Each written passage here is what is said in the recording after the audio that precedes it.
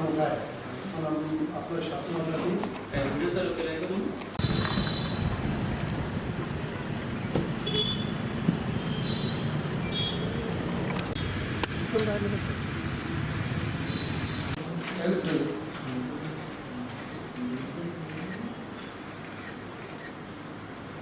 Collector को निवेदन दिया, कलेक्टरला निवेदन दिलेलं आहे.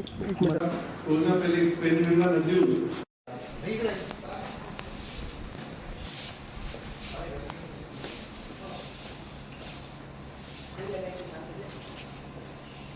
काय मागणी केलेली आहे? सध्या आपल्या विदर्भामध्ये एल संकट सुरू आहे. एल सरकारमध्ये आज एकबुजी धरणामध्ये फक्त 8% साठा आहे. त्यामुळं नगरपालिका हे सर्व वार्डामध्ये 8 ते 10 दिवसात पाणी सोडून राहिली.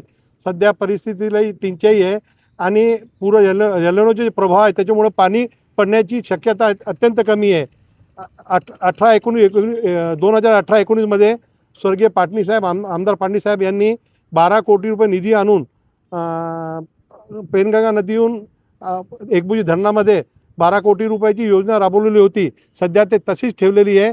जर त्याला नियमित सुरू केलं तर हे वाशिमचे जे धरण आहे, एकबुजी धरण पूर्ण भरून जाईल आणि जे पुढं येणारं जे संकट आहे ते 100% त्याच्यामधून निघून जाईल. ते निवेदन आम्ही माननीय कलेक्टर साहेबांना दिलेलं आहे की जे 12 कोटी रुपये शासनाचे जे लावलेले आहेत ते तसंच पडेल, त्याला त्याचं नियोजन करून त्याला ती लाईन चालू करण्यात यावी. ओके.